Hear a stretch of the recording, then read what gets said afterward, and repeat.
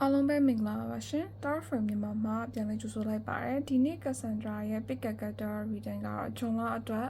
Messages and Prediction ဖြစ်ပါတယ်အဲ့တော့ဒီဂျွန်လမှာဘာတွေကြုံတွေ့ဖို့ရှိလဲဘာတွေလုပ်တဲ့လဲနဲ့ပတ်သက်ပြီးတော့ဒီကတ်တွေကနေတစင်ပြောပြပေးသွားမှာဖြစ်ပါတယ်အဲ့တော့ဒါကတော့ဒီ Pile number 1 Pile number 2 Pile number 3ပေါ့နော်ကိုကြိုက်တဲ့ကတ်ဒါမှမဟုတ်ကိုသဘောကျတဲ့ဒီအယောင်ပေါ့နော်ကိုနှစ်သက်တဲ့အရာတစ်ခုကိုရွေးချယ်ပြီးတော့လဲကိုယူနိုင်ပါတယ်เนาะအဲ့တော့ဒီဗီဒီယိုကို pause နေပြီးတော့ကိုယ်စိတ်ထဲမှာဒီဂျွန်လာမှာဘာတွေကြုံတွေ့ဖို့ရှိလဲဘာတွေဖြစ်လာမှာလဲဆိုပြီးတော့ဒီကြိုက်တဲ့အချိန်ကိုယူပြီးတော့လဲကိုလေးလို့ရတယ်ပေါ့နော် okay အဲ့ဆို Cassandra ဒီ pile number 1နဲ့ပတ်သက်ပြီးပြောပြပေးသွားမယ်เนาะအဲ့တော့အခုဒီ pile number 1ရဲ့ energy ကဒီဂျွန်လာအတွင်းမှာပေါ့เนาะကိုကတော့ဒီပုံမှန်ထက်ဒီဂျွန်လာကတော့ကိုမှလှုပ်ရှားကိစ္စတွေအများများလိမ့်မယ်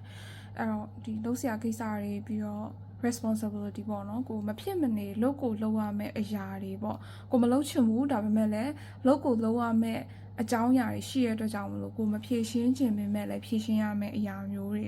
ကိုမလုပ်ချင်ပေမဲ့လည်းလုပ်ရမယ့်အရာမျိုးတွေပေါ့အဲ့တော့ဒီအရာကတော့ကိုကြော်ဖြတ်ရမယ့်သဘောရှိတာပေါ့နော်ကာလတစ်ခုအဲ့တော့ဒီ energy မှာကဆိုတော့သိစေချင်တာကလေကို့မှာဒီဂျွန်လာမှာပေါ့နော်ကိုပုံမှန်ထက်လုံးဆရာရှိတဲ့အရာတွေရောပြီးတခြားအရာပေါ့တခြားအရာဆိုတာကဒီအလောက်ကန်ချို့ဆိုရင်ဒါအလောက်ကန်နဲ့ပတ်သက်ပြီးတော့ပဲဖြစ်ဖြစ် relationship နဲ့ပတ်သက်ပြီးတော့ပဲဖြစ်ဖြစ်တခြားပေါ့လူမှုရေးကျန်းမာရေးကိုယ်မိသားစုကိစ္စအဲ့လိုမျိုးတွေနဲ့ပတ်သက်ပြီးတော့အဖက်ဖက်ကဒီအချိန်မှာမှလာပြီးတော့စုပုံလာတယ်လို့မျိုးအလောက်အရန်များတဲ့အနေအထားမျိုးလေးရှိတယ်အဲ့တော့ကိုရဲ့ကိုပိုင်အချိန်ကိုပိုင်ကိုလှုပ်ချင်တဲ့အရာတွေကိုအကောင့်ထဲပေါ်ရမယ့်အစားပေါ့နော်တခြားပေါ့နော်တခြားသူတွေရဲ့ကိစ္စတွေတခြားသူတွေရဲ့အရာတွေပါကိုကလိုက်ပြီးတော့ဥဆောင်ပြီးတော့ဖြည့်ရှင်းပေးတယ်လို့မျိုးကိုလိုက်ပြီးတော့တာဝန်ယူပြီးလှုပ်ဆောင်ပေးနေရတာမျိုးတွေလည်းအများကြီးတချို့ပေါ့နော်ကြုံတွေ့ရလိမ့်မယ်ဒီဂျွန်လာမှာဒါပေမဲ့လေ Cassandra သိစေချင်တာကဒီဂျွန်လာမှာကလေကိုအဲ့လိုမျိုးပေါ့နော်တစ်ခုချင်းကိုလုပ်ပြီးတော့ကိုအရာအားလုံးကသူ့ဘာသူဖြည့်ရှင်းပြီးတော့ဖြစ်သွားပါလိမ့်မယ်ဘာလို့ဆိုတော့ဒါအဓိကဘာကိုပြနေရလဲဆိုတော့လောလောဆယ်ကတော့ဒါကိုယ့်အတွက်ကworkload ကအရန်များနေတာပေါ့နော်အဲ့တော့ဒါပေမဲ့လည်းဒီအရာဒီဖြည့်ရှင်းရမယ်လုပ်ကိုလုပ်ရမယ်အတွက်ကြောင့်မလို့ဒီကာလမှာလုံးမတာဒီဂျွန်လမှာလုံးမတာဒါပြီးပြတ်သွားမယ်ဆိုတဲ့သဘောလေးတော့ရှိတယ်မဟုတ်ဘူးဆိုလို့ရှိရင်အရန်ကြာသွားလိမ့်မယ်ဆိုတဲ့ပုံစံမျိုးလေးရှိတာပေါ့နော်ကြန့်ကြာသွားလိမ့်မယ်ကြာပြီးတော့ဒါတစ်နှစ်လုံးကိုလာပြီးတော့effect ဖြစ်နေသလိုမျိုးဒါကြီးကမပြီးနဲ့ဖြစ်သွားလိမ့်မယ်အတွက်ကြောင့်မြန်မြန်လေးတော့ဖြည့်ရှင်းစီခြင်းနဲ့ဒီ energy မြန်အကောင့်ထဲပေါ်မြန်ဖြည့်ရှင်းပြီးတော့အရန် stress အရန်မများပဲနဲ့ဒီအရန်overthinking တွေပါ short စီချင်တာပေါ့နော် short ပြီးတော့မြန်တစ်ခုလုံးဆရာရှိရဲ့အရာတစ်ခုကိုမြန်ရင်ဆိုင်ပြီးတော့လုံးစီခြင်းတဲ့အကောင့်ထဲပေါ်စီခြင်းနဲ့ဆိုရဲ energy မျိုးရှိတယ်အဲ့တော့ဒီချုံလာအတွက်ကCassandra တခုပေါ့နော်ဒီ energy မှာမြင်တာကအခြေအနေနဲ့ပတ်သက်ပြီးတော့ love energy မှာကိုယ့်ရဲ့ partner စီကမမျော်လင့်မဲနဲ့သူစီကနေပြီးတော့အဲ့လိုမျိုးပေါ့လက်ဆောင်ပစ္စည်းတစ်ခုရတာမျိုးတွေဒါမှမဟုတ်လည်းမမျော်လင့်မဲနဲ့သူကကိုယ့်အတွက်ပေါ့ surprise တစ်ခုပျော်ရွှင်မှုဒီ romantic energy တစ်ခုလုံးတဲ့ပုံစံမျိုးလေးရှိအဆိုတော့ကကိုယ့်ရဲ့ partner ကကိုဒီပေါ့နော်အရန်ချစ်တယ်ဒါပေမဲ့သူကချစ်ချောင်းပုံစံမျိုးကိုတိတ်ပြီးတော့သူများရဲ့လူမျိုးတိတ်ပြတာတဲ့သူမျိုးမဟုတ်ဘူးပေါ့နော်အဲ့ဒီတော့ကြောင့်ကိုယ်စိတ်ထဲမှာလည်းအားမလို့အားမရဖြစ်တာမျိုးတွေဒီလိုမျိုးတွေကြုံတွေ့ရလိမ့်မယ်ဒါပေမဲ့ဒီလထဲမှာဒါအခြေအနေနဲ့ပတ်သက်ပြီးကိုစိတ်ပျော်ရွှင်ရတာမျိုးစိတ်ချမ်းသာရတာသူကြောင့်မို့လို့ကိုအဲ့လိုမျိုးပေါ့တခုပေါ့နော်ဒါသူကကိုယ်ပြန်ပြီးတော့ကိုပြောမှဆိုကိုသူ့ကိုချစ်ရကြုံနဲ့တယ်ဆိုတဲ့ပုံစံမျိုးလေးပေါ့နော်အဲ့လိုမျိုးသူပြန်ပြီးတော့ကိုပြန်ပေးတာမျိုးအဲ့လိုပုံစံမျိုးလေးလည်း Cassandra မြင်ရတယ်အဲ့တော့ဒီ energy ကဒါအခြေအနေနဲ့ပတ်သက်ပြီးတော့လေဒီလာထဲမှာကို love energy ကပျော်ရွှင်ရမယ့်ပုံစံမျိုးရှိရပေါ့နော်အဲ့တော့နောက်တစ်ခုကကြတော့ဒီပေါ့နော်တစ်ခုကဒီအလောက်ကင်ပေါ့အလောက်ကင်နဲ့ပတ်သက်ပြီးတော့ဒီဂျွန်လာထဲမှာကလေသူသဖြင့်ပေါ့နော် interview တို့ဒီလိုမျိုးအလောက်ကန်နဲ့ပတ်သက်ပြီးတော့အပြောင်းရွှေ့တွေပါတွေနဲ့ပတ်သက်ပြီးတော့ကတော့နည်းနည်းလေးနှောင့်နှေးမှု delay မျိုးလေးကြုံတွေ့ရတတ်တယ်အဲ့တော့ဒါအလောက်ကန်နဲ့ပတ်သက်ပြီးတော့နည်းနည်းလေးစောင့်စီခြင်းနဲ့ patient ဖြစ်စေခြင်းနဲ့ပေါ့နော်အခုလက်ရှိကို ဒီလုံးနေတဲ့ interview တွေဒီလုံးနေတဲ့အရာတွေနဲ့ပတ်သက်ပြီးတော့ဒါကကိုယ့်အတွက်အရင်ကမြန်မြန်ဆက်ဆက်နဲ့တခုခုကိုလိုချင်တဲ့အတွက်ကြောင့်မလို့လုံးဝချက်ချင်း grab လိုက်တာမျိုးထပ်ကိုနည်းနည်းအချိန်တခုထပ်ပေးပြီးတော့အချိန်ထပ်ဆောင်ပြီးတော့အချိန်ယူပြီးတော့မှအဲ့လိုမျိုးဆုံးဖြတ်ချက်ချပြီးတော့ယူစေချင်တယ်ဘာလို့ဆိုတော့ဒီအလုပ်ကိုင်နဲ့ပတ်သက်ပြီးတော့ကြတော့ဒီပေါင်နံပါတ်1ရှစ်ထားရဲဆိုတော့ဒီချင်းကိုယ့်အတွက်အရင် right time မဟုတ်သေးဘူးလို့ပြရပေါ့နော်ကိုယ့်အတွက်စောင့်စားရမယ့်အရာတွေတီးခံရမယ့်အရာတွေရှိသေးတဲ့အတွက်ကြောင့်မို့လို့အဲ့ဒီအရာနဲ့ပတ်သက်ပြီးတော့အဓိကပြထားတယ်နောက်တစ်ခါကျတော့ကိုယ်စိတ်ထဲမှာပေါ့နော်ကိုအရင်အချိန်ကုန်လှပြီးအချိန်ကုန်နဲ့အရင်ကို wasted ဖြစ်တယ်လို့ခံစားရတယ်ဆိုလို့ရှိရင်ကလေဒီ message ထဲမှာပေါ့နော်ပြနေတာဒီအဲ့လိုမျိုးမဖြစ်ဘူးဘာလို့လဲဆိုတော့ကိုအခုလက်ရှိဒီဂျွန်လာမှာကိုလုံးသမျှကင်သမျှအရာတွေကကိုအတွက်အရန်ကိုပုံမှန်ထက်အရန်လုံးဆောင်ရည်အရန်များနေတရားတော့ဖြစ်ရင်ဖြစ်မယ်ဒါပေမဲ့ဒီ energy ဒီကိုလုံးခဲ့တဲ့အရာတွေကမကြခင်မှာပြန်ပြီးတော့ future မှာကိုအတွက်ပေါ့နော်ကံကောင်းမှု blessing အနေနဲ့ပြန်ပြီးတော့တဖြည်းဖြည်းနဲ့ကိုယ့်စီကိုရောက်လာမယ်လို့ပြတဲ့အတွက်ကြောင့်မို့လို့ဒါပေါင်နံပါတ်1ချက်ထားတဲ့သူတည်ရမှာကအခုလက်ရှိကိုလုံးနေတဲ့အရာတွေဒီကိုအတွက်အလကားဖြစ်နေတာမဟုတ်ဘယ်တော့မှလည်းအလကားဖြစ်မသွားဘူးဆိုတော့သိစေချင်တယ်ပေါ့နော်အဲ့တော့ကိုလုံးတဲ့အရာတွေဒီပြန်ပြီးတော့ကိုယ့်စီကိုကောင်းမှု positive energy နဲ့ပြန်ဝင်ရောက်လာမှာကိုလုံးဝသိစေချင်တယ်အဲ့နောက်တစ်ခုကဒီပေါင်းနံပါတ်1ချက်ထားသူကကျွန်တော် suggest ပေးချင်တာကလေကိုကလေတခုခုနဲ့ပတ်သက်ပြီးတော့ငါဒီတခုလိုချင်ဒီတခုကိုစွန့်လို့ရမယ်ဒီတခုလိုချင်ငါဒီတခုကိုလုံးဝရမယ်အဲ့လိုမျိုးမသွေးစေချင်ဘာလို့ဆိုတော့ဒီကတ်တယ်မှာလိုက်တာလုံးဝပေါ့နော်there is no need to sacrifice you can have it all အဲ့တော့အကုန်လုံးကိုရနိုင်တယ်အဲ့ဘာလို့ဆိုတော့တချို့တွေကဒီpast က trauma တခုခုရခဲ့တဲ့သူတွေ past ကကြုံတွေ့ခဲ့တဲ့အရာတခုခုကြောင့်မလို့ကိုယ့်ရဲ့ life မှာပင်ပန်းနေlife ဆိုလို့ရှိရင်ငါ့အတွက်ကဘဝကြီးကအရန်ခက်ခဲတယ်သူများတွေအတွက်ကတော့ smooth အရန်ဖြစ်တဲ့အဆင်ပြေချုံမယ်ငါဘာလို့အဲ့လောက်ထိအပင်ပန်းခံနေရတာငါဘာလို့သူများနဲ့မတူရတာလဲဆိုတော့အဲ့လိုမျိုးစိတ်မထားစေချင်ဘူးဆိုတော့ဒီ energy ဒီ angel message တွေမှာ Cassandra ကိုပြနေရသည်ကိုယ့်အတွက်က blessing တွေအများကြီးရှိရနော်အဲ့ဒါကိုယ့်အတွက်ထိုက်တန်နဲ့ကိုယ့်အတွက်ရရှိလိမ့်မယ်လို့လုံးဝကိုယုံကြည်ထားစေချင်တယ်ဘာလို့လဲဆိုတော့ကိုအကုန်လုံးရမှာကိုရောက်ဖို့အတွက်လည်းကိုသူများတွေထားတယ်အများကြီးနှစ်ဆသုံးဆအပင်ပန်းခံထားတယ်အများကြီးလည်းလှုပ်ထားတယ်အဲ့ဒါကလုံးဝကိုအတွက်အလကားမဖြစ်ဘူးဆိုတာကိုသိစေချင်တာပေါ့နော်အဲ့တော့ agent message တွေမှာဒီ channel မှာကိုအတွက်လုံးဝကိုစိတ်ကို strong ဖြစ်အောင်အဓိကပေါ့နော်ပြင်ဆင်ထားပြီးတော့ဒါအကုန်လုံးကြော်ဖြတ်ပါမကြခင်မှာကိုရောက်ရှိလာမယ့်အရာတွေဒီကိုကံကောင်းမှုတွေကခံစားရမှာဒါလူတယောက်အပေါ်မှာကိုထားတဲ့စိတ်ပဲဖြစ်ဖြစ်ကိုအလုံးတစ်ခုမှာကိုထည့်ထားတဲ့ effort တွေပဲဖြစ်ဖြစ်ဒီ energy ဒီလုံးဝကိုအလကားမဖြစ်ပါဘူးအဲ့ဒါနဲ့ပတ်သက်ပြီးတော့ blessing တခုကကိုယ့်စီကိုလုံးဝရောက်မယ်ဆိုတော့အဓိကသိစေချင်တယ်ဂျွန်လာမှာနည်းနည်းလေးတချို့သူတွေအတွက်နည်းနည်းလေး tough situation လေးတွေကြုံတွေ့ရလိမ့်မယ်ဒါပေမဲ့လည်းဒါကိုလုံးဝကို handle ကိုယ်တိုင်လည်းလုံးနိုင်တယ်လုပ်ပါအဲ့အကြုံပြီးတော့ရင်တော့ကိုယ့်အတွက်ပေါ့နော် positive energy လုံးဝကိုရရှိလာလိမ့်မယ်ကံကောင်းမှုတွေလည်းအများကြီးရောက်ရှိလာလိမ့်မယ်လို့ကဲ့ရမြင်ပါတယ်ဒါတော့ Cassandra ဒီ pile number 1ချက်ထားတဲ့သူအတွက်ဂျွန်လာအတွက် messages and prediction ကိုပြပေးသွားတာဖြစ်ပါတယ်နော် Okay pile number 2ရွေးချက်ထားတဲ့သူအတွက်ဂျွန်လာအတွက် messages and prediction ပြပေးပါမယ် Okay Cassandra ရုံးဆုံးဒီ pile number 2ရွေးချက်ထားတဲ့သူတွေကိုသိစေချင်တာကလေဒီဂျွန်လာရဲမှာကိုယ့်အတွက်သတင်းကောင်းတစ်ခုလုံးဝကြားရဖို့ရှိတယ် maybe ဒါအဝေးကလာတဲ့သတင်းကောင်းပေါ့နော်အဝေးကလာတဲ့သတင်းကောင်းဖြစ်ရင်ဖြစ်လိမ့်မယ်ဘာလို့လဲဆိုတော့ဒါမကြခင်မှာကိုယ့်အတွက်ဒါmajor life changes ဆိုတော့ပြောလို့ရတယ်ပေါ့နော်ကိုယ့်ဘဝအတွက်လုံးဝတစ်ခုခုပြောင်းလဲသွားအောင်လုပ်ပေးနိုင်တဲ့အရာတစ်ခုဖြစ်တယ် maybe invitation letter တချို့တွေအတွက်ဒါပေါ့နော်လုံးဝကိုယ့်ရဲ့ life မှာအရင်ပျော်ရွှင်မှုကိုယ့်ရဲ့အောင်မြင်မှု accomplishment တစ်ခုရဲ့ energy ပေါ့အဲ့လိုပုံစံမျိုးလုံးဝတွေ့ရတယ်အဲ့တော့ဒါတချို့ဒီ student တွေပေါ့နော်ကျောင်းသားတွေအတွက်ဆိုလို့ရှိရင်လည်းဒါကိုယ့်အတွက်ဒီ scholar တို့ဒီလိုမျိုးပညာရေးနဲ့ပတ်သက်ပြီးတော့ education နဲ့ပတ်သက်ပြီးတော့ဒါကိုယ့်အတွက်လမ်းစာအသစ်တစ်ခုရမယ်အရာတစ်ခုပေါ့ကိုလုံးဖြစ်သွားတာမျိုးလုံးမိသွားတာမျိုးတွေ့ရှိသွားတာမျိုးဒီလို energy မျိုးပေါ့အဓိကဒီ pound number 2ရွေးချက်ထားတဲ့သူရဲ့ဒီပေါ့နော်ဂျွန်လာမှာကကိုယ့်အတွက်ကအရန်ကိုဘယ်လိုပြောမလဲကိုယ့်ရဲ့ life မှာဖြစ်ချင်တဲ့ dreams တွေစံထားတွေကိုအကောင့်ထဲပေါ်ခြင်းတဲ့အရာတွေကအရန်ကိုများတဲ့အလျောက်လဲဒီလထဲမှာ ကိုအတွက်ပေါ့နော်လှုပ်ဖြစ်မဲ့အကြောင်းအရာတစ်ခုတည်င်းကောင်းကိုပြောမယ်ဆိုကန်ကျမကိုမျက်နှာသာပေးနေတာပေါ့နော်အဲ့ဒီလိုပုံစံမျိုးလုံးဝရှိရတဲ့အတွက်ကြောင့်မလို့ဒါ job interview student solution လည်းဒါ scholar ဒီလိုမျိုးပေါ့နော်ကိုဒါပြန်ပြီးတော့response ပြန်ပေးမဲ့ဒီ energy ပုံစံမျိုးလေးတွေရှိတဲ့အတွက်ကြောင့်မို့လို့ဒါလုံးဝကိုတည်င်းကောင်းပေါ့နော်နိုင်ငံခြားမှာအလုပ်သွားလုပ်မဲ့သူတွေကဒီပေါ့ကိုအတွက်တခုခုပေါ့စောင့်နေတဲ့သူတွေရောဒီတရင်အောင်စောင့်နေတဲ့သူတွေအတွက်ဒါလုံးဝကိုတရင်ကောင်းရမယ့် energy မျိုးရှိပါတယ်အဲ့တော့ဒါကတော့ကိုအတွက်အရန်ကောင်းတဲ့အရာတစ်ခုပေါ့နော်အဲ့တော့နောက်တစ်ခုကကြတော့ဒီပေါင်နံပါတ်2ရှစ်ထားတဲ့သူတွေရဲ့အခြေအရာကစံတော့ single ပုံစံမျိုးနဲ့ပို့ပြီးနေစေချင်တယ်။ဘာလို့လဲဆိုတော့ဒီလထဲမှာကြတော့လေအထူးသဖြင့် single တွေပေါ့ single တွေဆိုတော့နော် single တွေကတော့ single အတိုင်းပဲနေတာပိုကောင်းတယ်လို့မြင်တယ်။အခြေအရနဲ့ပတ်သက်ပြီးတော့ကို self love energy ကိုပိုမြင်တယ်။ကိုဒီကာလမှာပို့ပြီးတော့ self development ဘက်ကိုပို့သွားတာပေါ့နော်။ကိုဒီလထဲမှာကိုဘာလို့မယ်ကို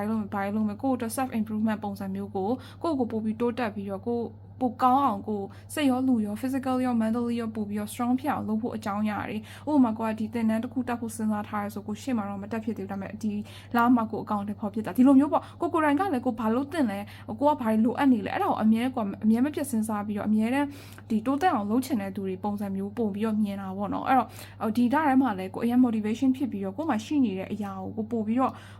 ပြောရမယ်ဆိုရင်ပို့ပြီးတော့ဒါကိုgrowing ဖြစ်အောင်လုပ်တာပေါ့နော်ပို့ပြီးတော့ကောင်းတဲ့ကောင်းအောင်ကို natural လုပ်တဲ့ energy မျိုးရှိတဲ့အတွက်ကြောင့်မို့လို့ဒါနဲ့ပတ်သက်ပြီးတော့လည်းကစံတော့ဆက်ပြီးတော့လှုပ်စေချင်တယ်အဲ့ဒါကြောင့်မို့လို့ဒါ self love ကိုအဓိကသွား relationship ရှိတဲ့သူတွေကြတော့ဒီပေါင်နံပါတ်2ရှိထားတဲ့ long distance relationship တွေပိုများမယ်လို့မြင်တယ်အဲ့တော့ဒီ LDRS ကလည်းဒါကောင်းပါတယ်ဒါတယောက်နဲ့တယောက်ခြားထဲမှာဒီလိုမျိုးပဲပေါ့နော်ဆက်သွားဖြစ်လိမ့်မယ်ချက်ချင်းတော့ဒီကာလထဲမှာတွေ့ဖြစ်ဖို့အရာတွေကတော့နည်းနည်းတယောက်နဲ့တယောက်ခြားမှာကြံ့ကြာမှုတွေရှိမယ်ပြောရမယ်ဆိုရင်ဒါဒီနှစ်ထဲမှာတယောက်နဲ့တယောက်တွေ့ဖို့ကိစ္စတွေထက်ကို long distance ပုံစံမျိုးပေါ့နော် away ကနေပဲဒီ physical distance တခုရှိနေတဲ့အတွက်ကြောင့်မို့လို့ဒါချက်ချင်းတော့တွေ့ဖြစ်အောင်မဟုတ်ဘူးဂျားထဲမှာကြာအောင်မယ်သူနဲ့ကိုယ်နဲ့စုံစည်းဖို့ကြာအောင်မယ် away ကနေဒါပေမဲ့သူကလည်းကိုယ့်ပေါ်မှာသစ္စာရှိပြီးတော့ချစ်တဲ့အတွက်ကြောင့်မို့ဒီ relationship ဒီဒါ healthy ဖြစ်တဲ့ထဲမှာပါရတဲ့အတွက်ကြောင့်မို့ကိုစိတ်ပူစရာမလိုဘူးပေါ့နော်အဲ့တော့ဒါအခြေအရ relationship ရှိတဲ့သူတွေဒီပုံစံတိုင်းမဆက်သွားနိုင်မယ်ပေါ့နော်အဲ့တော့ single တစ်ခုပဲ Cassandra single ဆိုရင်တော့ single တိုင်းဆက်ပြီးနေတာကောင်းတယ်ပေါ့နော်အဲ့တော့နောက်တစ်ခုကကြတော့ဒီပေါင်နံပါတ်2ချက်ထားတဲ့သူရဲ့ energy အဓိကပေါ့နော်ကိုကဒီပေါ့နော်ကိုလက်ရှိမှာကိုလုံးနေတဲ့အရာတွေနဲ့ပတ်သက်ပြီးတော့ကိုတော်တော်လေး effort ထုတ်ထားတဲ့သူတွေရှိတာပေါ့နော်အဲ့တော့ကိုစူးစမ်းထားတယ်ကိုအများကြီးတဲ့ဒီကိုရဲ့အလင်းရောင်နဲ့ဒီပေါင်းနံပါတ်2ကအရင် independent ဖြစ်တယ်ကိုပိုင်အလင်းရောင်နဲ့တောက်ပြချင်တဲ့သူတွေများတယ်ကိုရဲ့ family background ကိုလည်းကိုစိတ်ဝင်စားကိုအဓိကကိုရဲ့လှုပ်လိုက်လို့ဘလောက်ပြောင်းလဲသွားလဲကိုလှုပ်လိုက်လို့ဘယ်ရာတွေ changes ဖြစ်သွားလဲအဓိကကိုတိုင်းကိုပို့ပြီးတော့ဖြစ်နေတာပေါ့နော်ကိုပဲအဓိကစိတ်ဝင်စားရတဲ့လူတွေသူများကြောင့်လည်းသိစိတ်ဝင်စားရတဲ့သူမဟုတ်ကိုဘာလို့ရမလဲဘာဖြစ်ရမလဲဒီလိုမျိုးကိုတဖြည်းဖြည်းဒီလိုမျိုးလှုပ်တဲ့သူတွေပုံများတဲ့အတွက်ကြောင့်ဒီ energy ဒီအဲ့ဒီအရာကကိုအရင် strong ဖြစ်စေရလို့မြင်တာပေါ့နော်အဲ့ဒါတည်းအရင်ကောင်းတယ်ကစတော့အဲ့ဒီပုံစံတိုင်းမဆက်သွားစေချင်တယ်ဘာလို့လဲဆိုတော့ဒါကိုပိုင်အလင်းရောင်နဲ့တောက်ပါတဲ့သူတွေပုံများတယ်ဘသူရဲ့ဒီ shadow မှလည်းမပါဘူးဘသူရဲ့ဒီအလင်းရောင်မှလည်းမပါဘူးပေါ့နော်ကိုရဲ့ကိုပိုင်အလင်းရောင်နဲ့ပဲကိုဆက်သွားချင်တဲ့သူတွေအဲ့တော့တခုကစန်တော့ suggest လုပ်တာကဒီပေါင်နံပါတ်2ရွေးချယ်ထားတဲ့သူတွေမှာပေါ့နော်ဒါကို life အတွက်ကအရေးကြီးတဲ့ decision ပေါ့နော်ဒီဂျွန်လတင်မဟုတ်ဘူးဘယ်လိုပြောမလဲ3-4လအတွင်းမှာပေါ့နော်ကို life အတွက်ဒီကိုတခုခုငါလုံးတော့မယ်ဒီဟာဒီ decision တခုပေါ့နော်ကို life အတွက်ပြောင်းလဲမှုကိုသွားတဲ့ decision တခုကိုလုပ်ဖြစ်ပါလိမ့်မယ်လုပ်တဲ့အခါမှာကစန်ဒရာကတော့တစ်ချက် suggest ပေးတာပေါ့နော်ကိုရဲ့အဓိကကိုရဲ့ပျော်ရွှင်မှုကိုဦးစားပေးတဲ့အရာတစ်ခုနဲ့ပတ်သက်ဆက်ပြီးတော့လှုပ်စေချင်တယ်ဘာလို့လဲဆိုတော့ဒီ energy ဒီဒါကိုကဒီလမ်းကြောင်းကိုဆက်သွားမှဖြစ်တဲ့အတွက်ကြောင့်မလို့ကိုတိုင်းအဲ့ဒီຢာနဲ့ပတ်သက်ပြီးတော့ကိုစိတ်ချနေပြီးပျော်ရွှင်မှသာဒါဆက်သွားလို့ရမယ်အနေထားမျိုးရှိကိုတိုင်းကလည်းကိုပေါ့နော်ဘယ်လိုပြောမလဲကိုတကယ် passion ရှိမှကိုတကယ်ပျော်ရွှင်မှလှုပ်ချင်တဲ့သူပေါ့ကစနာဆက်ပြီးထပ်ပြီးတော့အဲ့ဒါကို remind လုပ်ချင်တာအဲ့ဒီဟာကကိုရဲ့ဒီ success ကိုအောင်မြင်မှုရဲ့ကိုရဲ့ life ကို အများကြီး relate ဖြစ်နေတာကိုသိစေချင်တာဘာလို့လဲဆိုတော့ဒါဒီကိုယ့်ရဲ့ဒီပေါ့နော်ကိုယ့်ရဲ့ life ဖြစ်တဲ့အတွက်ကြောင့်မလို့ကိုကဆက်ပြီးတော့ကိုရွေးချယ်ခဲ့တဲ့ decision က maybe ဒါမိသားစုကြောင့်ကိုယ့်ရဲ့ partner ကြောင့်ဒီလိုမျိုးမဖြစ်စေချင်တာပေါ့နော်ဒါကိုယ်ပိုင်ကိုယ့်ရဲ့ on happiness တဲ့ဒါကလေ selfish ဖြစ်စေချင်တယ်လို့ဆိုလိုတာတော့မဟုတ်ဘူးဘာလို့လဲဆိုတော့ဒီပေါ်မှာအများကြီးမူတည်ပြီးတော့ကိုယ့်ရဲ့ဒီတခြားပေါ့နော်ကို partner ကလည်းနားလည်ပေးလိမ့်မယ်ကိုယ့်ရဲ့မိသားစုကလည်းနားလည်ပေးလိမ့်မယ်ဖြစ်တဲ့အတွက်ကြောင့်မို့လို့ကိုယ့်ရဲ့တကယ်တမ်း true self ကိုပဲဦးစားပေးပြီးတော့ပဲ decision ချစေချင်တယ်ဘာလို့ဆိုတော့ကိုယ့်ရဲ့ future ဒီအများကြီးဒီကိုအခုဒီပေါ့ဂျွန်လာကနေစားပြီး3လအတွင်းမှာလုံးမဲ့အရာနဲ့ပတ်သက်ပြီးတော့ကိုဆက်သွားရမယ့်လမ်းကြောင်းတွေအများကြီးရှိသေးတယ်ကိုယ့်ရဲ့ future ကဒီမှာတင်ပြီးသွားမှာမဟုတ်ဘူးဆက်လက်ပြီးတော့ကိုဆက်သွားရအောင်မယ်ဆက်ပြီးတော့ကြော်ဖြတ်ရအောင်မယ်ဆက်ပြီးတော့ကိုမှတွေးရှိစရာတွေတွေးရှိမှုတွေတခြားအရာတွေအများကြီးရှိသေးတာပေါ့နော်အဲ့တော့ဒါကဒီ pile number 2ကတော့ရှစ်ထားတဲ့သူတွေက universe ကပေးမဲ့အရာတွေလုံးဝ full of surprises ပဲကိုယ့်ရဲ့ life မှာ surprise တွေအရှမ်းများတယ်အဲ့ဒီအတွက်ကြောင့်မို့လို့ကိုယ်တိုင်ကလည်းဒီ energy နဲ့ပတ်သက်ပြီးကိုသိချင်တယ်မြင်ချင်တယ် explore လုပ်စေချင်တယ်အရင် adventurous ဖြစ်တယ်တခုခုဆိုအရင် excited ဖြစ်တဲ့ဒီလူတွေရဲ့အရင် energetic ဖြစ်တဲ့လူတွေရဲ့ energy မျိုးဒီ pile 2မှာရှိအဲ့ဒါအရာကိုယ့်ရဲ့ glowing ဖြစ်မှုကိုဘယ်အကြောင်းအရာနဲ့မှလုံးဝမမိန်စေချင်ဘူးပြောရမယ်ဆိုရင်အယောင်လေးကတောက်စေချင်တာဆက်လက်ပြီးတော့တောက်ပစေချင်တာ bright ဖြစ်စေချင်တာပေါ့ဒါ glowing ဖြစ်နေတဲ့ energy ကို Cassandra ဆိုလိုတာအဲ့ဒီအရာနဲ့ပတ်သက်ပြီးတော့ဘယ်အကြောင်းအရာအကြောင်းမှမီးလေးမှိန်သွားသလိုမျိုးမမှိန်သွားစေချင်ဘူးပေါ့နော်အဲ့ဒါနဲ့ပတ်သက်ပြီးဆက်လက်ပြီးတော့ဒီတောက်ပစေချင်နေဆိုတော့အဓိကပြတာပေါ့နော်ဒါကတော့ universe ရဲ့ message လေးပါတာပေါ့နော်အဲ့တော့ဒါကတော့ Cassandra ဒီ pile number 2အတွက်အရေးချက်ထားတဲ့သူအတွက် John အတွက် messages and prediction ကိုပြပေးသွားတာဖြစ်ပါတယ်နော်Okay so Cassandra ဒီ pile number 3ရွေးချယ်ထားသူပြပေးသွားပါမယ်เนาะအဲ့တော့ဒီ John အတွက် messages and prediction ပေါ့เนาะဘာဖြစ်လာမလဲဆိုတော့ဒီ pile number 3ရွေးချယ်ထားသူကလေတကယ်တော့လေကိုကအရန်ဘယ်လိုပြောမလဲဒီလထဲမှာပေါ့နော်ကိုအတွက်ရားစရာရှိရဲ့အရာတွေကတော့အများကြီးပဲရားစရာရှိရဲ့အရာဆိုတာကလေတခု Cassandra ဒီ water sign ရဲ့ energy ကိုအဓိကပြောချင်တာပေါ့နော်တကယ်လို့ဒီ pound number 3 share ထားတဲ့သူကိုယ်တိုင်ကလည်း water sign ဖြစ်တဲ့သူဆိုလို့ရှိရင်ကဒါတခု Cassandra message ပေးချင်တာဒီဟိုပေါ့နော်ကိုအရန်ချစ်တတ်တာပေါ့နော်အရန်ချစ်ကြီးရယ်အရန်တန်ရုံးစင်အရန်ကြီးရယ်ကိုအခုလက်ရှိမှာကိုဒီတစုံတယောက်နဲ့ပတ်သက်ပြီးတော့အဓိက relationship လည်းပါတာပေါ့နော် relationship မှာကိုအရန်ကိုဒီလူတယောက်နဲ့ပတ်သက်ပြီးအရန်ပုံအောထားတယ်ကိုယ်တိုင်ကအများကြီးသူ effort ထုတ်ထားတယ်ဒါမဲ့လည်းတစ်ဖက်လူရဲ့ energy ကကိုတိတ်ပြီးတော့ကိုထင်ထားတဲ့ပုံစံမျိုးတိတ်ပြီးတော့မလာဘူးပေါ့နော်အဲ့လိုမျိုး energy ဖြစ်နေတဲ့ဆိုရင်ဒါဒီ Cassandra ဒီ suggest ပေးချင်တာကဒါနဲ့ပတ်သက်ပြီးတော့ဆက်မသွားစေချင်ဘူးဒီ relationship ကိုဘာလို့လဲဆိုတော့ဒါကိုအတွက်ဒါလောက်က is enough လို့ပြတာပေါ့နော်ဒါတော်တော့ပြီဆိုတဲ့ပုံစံမျိုးဒီသူတယောက်နဲ့ပတ်သက်ပြီးတော့ကိုကဆက်ပြီးတော့ဆက်လက်ပြီးတော့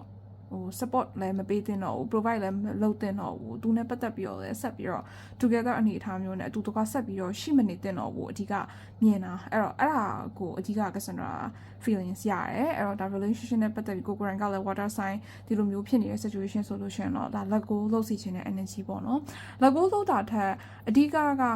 ပေါ့နော်ကိုကလေဒီ pound number 3ရှစ်ထားတဲ့သူကကိုတကယ်ချစ်ပြီးကိုတကယ်ကြိုက်ပြီးဆိုလို့ရှိရင်ကြံတာတွေမမြင်တော့ဘူးဟောဒါဆိုရင်သူ့ကိုအမြဲတမ်းတချို့သူတွေကဒီလိုကတော့ဒီလိုဖြစ်တယ်နော်ဆိုလို့ရှိရင်ကိုမဟုတ်ဘူးပဲအကောင်းပဲမြင်တော့တာပေါ့နော်လုံးဝကျန်တာတွေဘာမှမသိချင်ဘူးကိုကောင်းတဲ့အရာသူနဲ့ပတ်သက်တဲ့ good memories တွေပဲဒါစဉ်းစားပြီးတော့ okay သူငါ့ပေါ်မှာချစ်တယ်သူငါ့ပေါ်မှာကောင်းတယ်သူနဲ့ငါနဲ့ကအဆင်ပြေမှာသူငါနဲ့ပတ်သက်ပြီးတော့သူအမြဲငါ့ကိုစောင့်ရှောက်ပေးမှာ protect လုပ်ပေးမှာဒီလိုမျိုး energy ပေါ့ဒါမဲ့ဒါနဲ့ပတ်သက်ပြီးတော့တကယ် reality မှာ reality နေနဲ့စဉ်းစားစီခြင်းနဲ့စဉ်းစားဖို့အချိန်ရောက်ပြီဆိုတဲ့ပုံစံမျိုးလဲပါတာပေါ့နော်ဒီ pound number 3ရှစ်ထားတဲ့သူတွေကအရင် smart ဖြစ်တယ်ဒါပေမဲ့အခြေအနေနဲ့ပတ်သက်ပြီးတော့ emotional နဲ့ပတ်သက်လာလို့ရှိရင်ဒီမမြင်တော့ဘူးလို့အဓိကတွေ့ရတယ်တခြားအရာပိုင်းနဲ့တခြား professional career တခြားကိုယ့်ရဲ့တခြားပေါ့နော်အခြေအနေမဟုတ်ဘဲနဲ့ဒီ love energy emotional နဲ့မပတ်သက်တဲ့အရာတွေဆိုရင်ကိုက ချားသူတွေနဲ့ဘာမှမဆိုင်ဘူးကိုလုံးဝပြိုင်ဆိုင်ရှားလို့မျိုးကိုအကောင်းဆုံးကိုလုံနိုင်တဲ့ပုံစံမျိုးဒါပေမဲ့ဒီကိုယ့်ရဲ့အားနည်းချက်ကတော့ဒါအခြေရေးပေါ့နော်အခြေရေးမြစ်တာကြီးမှာကြတော့အဲ့လိုကိုကနည်းနည်း play ခံရတတ်တယ်အဲ့တော့မြင်တွေ့သမျှသူတွေကိုနဲ့တွေ့တဲ့သူတွေကလည်းအဲ့လို green flag ထက်ဆောက်လို့ရှိရင် red flag တွေနဲ့ပို့ပြီးတော့တွေ့ရအဲ့တော့ red flag ကကို play ရတယ်ကိုတိရဒါပေမဲ့တိရနဲ့အဲ့လိုခံနေပြီးတော့သူများပြောင်းလဲလာမလားသူများဟိုဖြစ်သွားမလားသူတစ်ချိန်ကြာရင်ငါ့ကိုနားလဲမှာပါနားလဲလာမှာပါဆိုရဲ energy မျိုးနဲ့ဆက်သွားနေတာပေါ့နော်ဒါနဲ့ပတ်သက်ပြီးကစံတော့လုံးဝကိုရက်တင်ပြီဆိုရဲပုံစံမျိုးအဲ့တော့ဒီဂျွန်လာမှာပေါ့နော် relationship နဲ့ပတ်သက်ပြီးတော့ကို move on လုပ်ချင်နဲ့စိတ်နည်းနည်းလေး 1% even 0.01% ရှိအောင်ဆိုရင်တော့မှဒီ message ဒီလုံးဝဒါဒီလုံးဝ let go လုပ်ဖို့အချိန်ရောက်ပြီဆိုတော့ message ကိုအဓိကကစံတာပြချင်တာဘာလို့လဲဆိုတော့ကိုနဲ့တကယ်ကိုရဲ့ love energy ကအရန်ထိုက်တန်ပြီးတော့ကိုနဲ့ deserve ဖြစ်တဲ့သူကတရှိတယ်အဲ့ဒီလူကလည်းတကယ်ကိုအရန်ပေါ့နော်ကိုတကယ်ချစ်ပြီးတော့တကယ်ကိုအရန်တန်မိုးထားတဲ့သူနဲ့ကိုတွေ့ပြီးတော့အရန် cue ဆိုင်ခံရမှာအဲ့ဒီလိုမျိုးကိုကလိုမျိုးပေါ့နော်ပြောမယ်ဆိုရင်ကို princess treatment လိုမျိုးပေးနိုင်တဲ့သူနဲ့ကိုတွေ့မှာဒါပေမဲ့အခုလက်ရှိကိုနဲ့တွေ့နေတဲ့သူကအဲ့လိုမဟုတ်ဘူးဆိုရင်ဒါကိုရဲ့ right person မဟုတ်လို့အဲ့လိုမျိုးကစားတော့တွေးစေချင်တယ်ဘာလို့လဲဆိုတော့ဒီ energy ကိုဒီအများကြီးဒီအခုလက်ရှိကိုရဲ့ပေါ့နော်ဘယ်လိုပြောမလဲ situation တဲ့အများကြီးကိုတာလွန်တဲ့သူတယောက်ဖြစ်တယ်လို့အဓိကဆိုလိုတာပေါ့နော်ဒါတော့ကျွန်တော်အရင်ဆုံးဒီ love နဲ့ပတ်သက်ပြီးတော့ feelings ရလို့ဒါနဲ့ပတ်သက်ပြီးအရင်ပြောတာပေါ့နော်အဲ့တော့ဒီပေါင်း number 3ချက်ထားရတဲ့ single solution တော့ဒါ single ကတော့စမ်းပွင့်နဲ့အရန်ကိုကpopular ဖြစ်တဲ့ energy မျိုးလေးရှိပါတယ်အဲ့တော့အခြေအနေနဲ့ပတ်သက်ပြီးကိုယ်သဘောကျနေတဲ့သူတယောက်ကိုလည်း Cassandra မြင်တယ်ကိုယ့်ရဲ့တငယ်ချင်းမိတ်ဆွေဒီလိုမျိုးကိုယ့်ရဲ့ social cycle ရပဲတယောက်ကတော့ကိုယ်နဲ့အမြဲတမ်းစကားပြောတယ်အမြဲတမ်းကိုလာပြီး message ပို့နေတာဒီလိုမျိုး energy ပေါ့နော်သူနဲ့ပတ်သက်ပြီးတော့ Cassandra ဒီ special connection လေးတွေသူနဲ့ပတ်သက်ပြီးတော့ဆက်ပြီးတော့ဒါ love relationship သွားမဲ့ပုံစံမျိုးမြင်တယ်ဒါတော့ single ကို Cassandra အဓိကဆိုလိုတာပေါ့နော်အဲ့တော့ okay ဆက်ပြီးတော့ဒီပေါင် number 3 ချက်ထားရတဲ့ energy မှာကစနာတစ်ခုတွေ့တာကတစ်ခုကလေကိုပေါ့နော်ဒီလာထဲမှာကိုဒီလာထဲမှာထက်တာအရင်ကပေါ့နော်အရင်တုန်းကဒီမနစ်ကလည်းဖြစ်မယ်အရင်ကလည်းဖြစ်မယ်ကိုလှုပ်ခဲ့ပြီးတော့မှကိုတခုခုကိုလှုပ်နေခဲ့ပြီးတော့မှကိုခဏရက်တန့်လိုက်တယ်ဆက်မလှုပ်ဖြစ်တော့ဘူးပေါ့နော် maybe ဒါတော့ငါနဲ့မကိုက်ညီဘူးဖြစ်နေမယ်ဒါလှုပ်လို့ရှင်အဆင်မပြေလို့လည်းကိုဆက်မလှုပ်ဖြစ်တော့တာပါအဲ့ဒီအရာနဲ့ပတ်သက်ပြီးပြန်ပြီးတော့ retry ပြန်လုပ်စေချင်တယ်ဆက်ပြီးတော့အဲ့ဒါကိုပြန် try စေချင်တာဘာလို့လဲဆိုတော့အဲ့ဒီတုန်းကအခြေအနေအဲ့ဒီတုန်းကအခြေအခါနဲ့ကိုယ့်ရဲ့ energy နဲ့အခုလက်ရှိ energy နဲ့မတူညီတော့အဲ့တော့အစ်စ်ကနေပြန်စစေချင်တာဒါကြီးကိုအစ်စ်ကနေပြန်စလို့လေကိုအချိန်ကုန်တယ်ဒါနဲ့ပတ်သက်ပြီးတော့လမ်းကြောင်းအစ်စ်ကိုသွားရင်ကောင်းမလား new way ကိုသွားရင်ကောင်းမလားဒါမှမဟုတ်ကိုလုံးလက်စအရာကိုပဲဆက်လုပ်ရင်ကောင်းမလားဆို Cassandra ကတော့ဒီကိုလုံးလက်စအရာကိုပဲပြန်ပြီးတော့ retry ပုံစံမျိုးနဲ့ဆက်လုပ်ပြီးတော့ဆက်သွားစေတယ်ဘာလို့လဲဆိုတော့အဲ့ဒါဒီကိုအတွက်အရန်ကိုကောင်းတဲ့ chance လို့မြင်တယ်အဲ့ဒီ chance ကိုလုံးဝလမ်းမလို့စေချင်ဘူးဒီ chance ကြီးကိုရပြီးတော့မှတခြားအစ်စ်တစ်ခုကိုပြောင်းရင်ပို့ပြီးတော့အချိန်ကြာပြီးတော့အဲ့ဒီအစ်စ်ကို try လိုက်တဲ့အရာကလည်းကိုအရင်ကကိုလောက်ခဲ့တဲ့အရာနဲ့လုံးဝမတူညီဘူးဆိုတာကလည်းလုံးနေတော့မှတဝက်တစ်ပြက်ကြာတော့မှလမ်းတစ်ဝက်လောက်တော့မှ halfway ရောက်တော့မှတီးလိမ့်မယ်အဲ့ဒီအချိန်ကြာလို့ရှိရင်ကိုကဟောငါအရင်တော့ဟာကိုပြန်လောက်ခဲ့ရင်ကောင်းသားဆိုရယ်စိတ်ဖြစ်မှာစိုးလို့ပေါ့နော်ဒီ energy ကကိုကဒီဂျွန်လာမှာပေါ့နော်ကိုတကယ်အရင်တုန်းကတည်းကကိုလုပ်ခဲ့တဲ့အရာနဲ့ပတ်သက်ပြီးတော့ပြန် retry ပြန်လုပ်စီခြင်းနဲ့ပြီးတော့အခုလက်ရှိကိုကလေဒီပေါင်း number 3ချက်ထားတဲ့သူကလေလက်ရှိ current moment အခုလက်ရှိဒီပေါ့ present moment နဲ့နည်းနည်းအဆက်အသွယ်ပြန်နေသလိုဖြစ်တယ်။ဘာလို့ဆိုတော့ဒီပေါင်း number 3ချက်ထားတဲ့သူ present မှာနေတဲ့သူတိတ်မဟုတ်သူကအရင်က past က memory မှာနေရင်မနေ future မှာနေရနော်ဘာလို့ဆိုတော့ကိုကလေအခုလက်ရှိဟာကိုအရင်မတွေ့ဘူးငါတော့ future မှာဘာရောဖြစ်လာမလဲဘယ်လိုမျိုးလုပ်မလဲဒါမှမဟုတ်လေ past ဆိုလို့ရှိရင်လေအရင်တော့ငါဒါကြီးကြုံတွေ့ခဲ့တာသူနဲ့ငါနဲ့သူတွေ့ခဲ့တာအရင်တော့ကလေ clear childhood ကိုယ့်ရဲ့ inner child ဒီဟာနဲ့အဲ့လိုမျိုးပေါ့နော် future ဖြစ်ရင်ဖြစ်မဖြစ်လို့ရှိရင်အရင် past ကကိုယ့်ရဲ့ inner child နဲ့အရင်ကို connect ဖြစ်ပြီးအရင် strong ဖြစ်တယ်အဲ့တော့ဒီ future နဲ့အဆက်အသွယ်နည်းနည်းပြတ်နေတာပေါ့နော် future မှာဘာဖြစ်လဲကိုစိတ်ဝင်စားအောင်အဲ့တော့ကိုကအရင်ကိုဒီဘယ်လိုပြောမလဲဒီလိုမျိုး energy မျိုးပို့ပြီးတော့မြင်ရ Cassandra အဲ့ဒါနဲ့ပတ်သက်ပြီးတော့ suggest လုပ်ချင်တာကကိုယ့်ရဲ့ present moment ကိုယ့်ရဲ့အခုလက်ရှိ အခြေအနေလက်ရှိအရာကိုတမိုးထားပါကိုရရှိသမျှ chance တိုင်းကိုလုံးဝဟိုပေါ့နော်အဲ့ဒါနဲ့ပတ်သက်ပြီးတော့ connect ဖြစ်အောင်လုပ်စေချင်တယ်အခုလက်ရှိကိုနဲ့ကြုံတွေ့နေတဲ့တငယ်ချင်းမိတ်ဆွေအပေါင်းအသင်းဒါမှမဟုတ်ကိုလက်ရှိကိုလုံးနေတဲ့အရာတစ်ခုနဲ့ပတ်သက်ပြီးတော့ပို့ပြီးတော့ဒီအရာနဲ့ပတ်သက်တဲ့ relations ကိုပို့ပြီးတော့ပြောရမယ်ဆိုရင် more connect ဖြစ်စေချင်တာပေါ့နော်အဲ့တော့အဲ့ဒါအရင်လိုအပ်တယ်ဘာလို့ angel message တမှာလဲကဆန်အဲ့ဒါကိုတွေ့ရအဲ့တော့ဒါနဲ့ပတ်သက်ပြီးတော့ကိုအဲ့လိုမျိုးပေါ့နော်အရင်လည်း future ကိုအရင်ကြီးလည်းမစဉ်းစားစေချင်ဘူး inner child ကရရဲ sometimes ဟိုကို connect လုပ်လို့ရတယ်ဒါပေမဲ့အဓိကကိုပို့ပြီးတော့ဒီ 99% လောက်ကိုပေါ့နော်ဟိုဒီအတက်နိုင်ဆုံးဒီခုလက်ရှိပေါ့နော်အခုလက်ရှိကိုကြုံတွေ့နေရတဲ့အရာကိုပို့ပြီးတော့စဉ်းစားစေချင်တယ်ပို့ပြီးတော့လည်းတွေးစေချင်တယ်ပို့ပြီးတော့လည်းအဲ့ဒါနဲ့ပတ်သက်ပြီးတော့ဒီကိုယ့်ရဲ့ reality မှာဘာတွေဖြစ်နေလဲဘာတွေလုပ်နေလဲဘယ်လိုမျိုးရှိလဲဆိုတာပို့ပြီးတော့ဟို focus ထားစေချင်တယ် attention ပေးစေချင်တာပေါ့နော်အဓိကကတော့အဲ့ဒါကိုအဓိက Cassandra မြင်တာအဲ့တော့ဒီ power number 3 share ထားတဲ့သူတွေရဲ့ energy ကအရင် artistic ဖြစ်တယ်ကိုကအဲ့လိုမျိုးပေါ့နော် creation ဒီလိုမျိုး creative ဖြစ်တဲ့အလုပ်ကိုင်မျိုးတွေနဲ့ဆိုလို့ရှိရင်လည်းအရှမ်းကောင်းတယ်အဲ့ဒီတော့ကြောင့်မလို့ကိုဒီ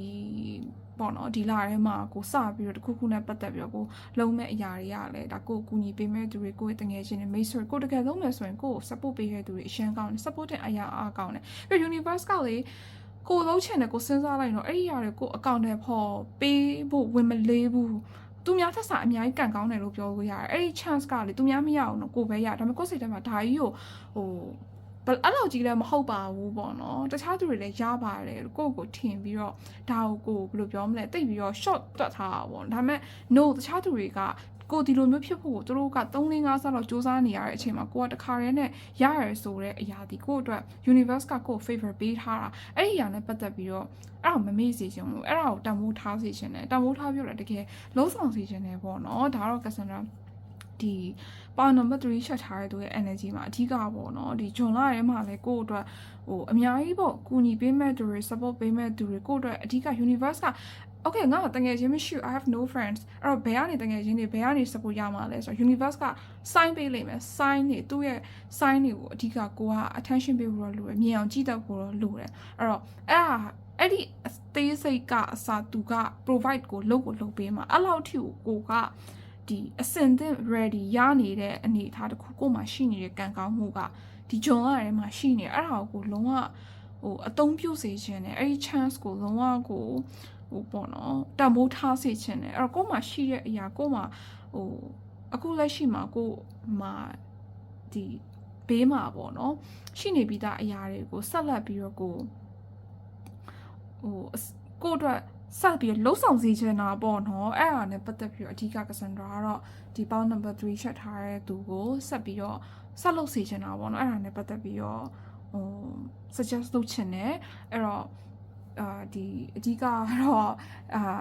universe ကတော့ကိုအရင် favor ပေးတဲ့လာပေါ့နော်အခုကဂျွန်ကနေစပြီးတော့ဆက်လက်ပြီးတော့အများကြီး favor ပေးဖို့လည်းရှိပါတယ်ကိုရဲ့သွားတဲ့နေရာတိုင်း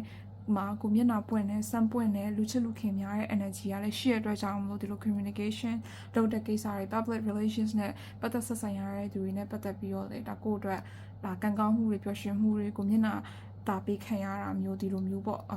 ဒီလိုမျိုးတရင်ကောင်းကိုအတွက်သူတွေကဒီ positive ပေါ့နော်ဒီစကားတွေအများကြီးပြောပြတာမျိုးဒီလိုမျိုးတရင်ကောင်းဘယ်လိုပြောမလဲဒီပန်းသတင်းလေးချင်းဆောင်လိုမျိုးကိုယ့်ရဲ့ကောင်းသတင်းတွေကိုတခြားသူတွေကိုအဲ့လိုမျိုး sharing လုပ်ပေးတာမျိုးတွေလည်းမကြာခဏကြုံတွေ့ရမယ့် energy မျိုးရှိတယ်အဲ့တော့အဓိကတော့အချိန်နေနဲ့အချိန်ခါမှာကိုကဒီအချိန်ဒီကိုယ့်အတွက်တကယ်ကိုကံကောင်းတဲ့အချိန်ဖြစ်တဲ့အတွက်ကြောင့်မို့လို့ကိုများပေါ့နော်အဲ့ဒါနဲ့ပတ်သက်ပြီးတော့ကိုလုံးဆောင်စေချင်တာပေါ့နော်အဲ့တော့အဲ့ဒါကိုအဓိက Cassandra ဒီ power number 3 share ထားတဲ့သူအဓိက suggest ပေးချင်တာပါ okay ဒါတော့ Cassandra အခုဒီဂျွန်လာအတွက် messages and prediction ကိုဒီ power number 3အတွက်ပြောပြပေးတော့ဖြစ်ပါတယ်နော် okay အဲ့ဆို Cassandra ဒီနေ့ reading ရဲ့ဂျွန်လာအတွက် messages and prediction ကို power number 1 2 3ကိုလည်းပြောပြပေးတော့ဖြစ်ပါတယ်နော် Cassandra reading ကိုအဆုံးထိနားထောင်ပေးကြလို့လည်းအားလုံးတယောက်ချင်းစီအများကြီးကျေးဇူးအများကြီးတင်ပါတယ်အဲ့တော့နောက် video မှာပြန်တွေ့ကြမယ် see you next time bye bye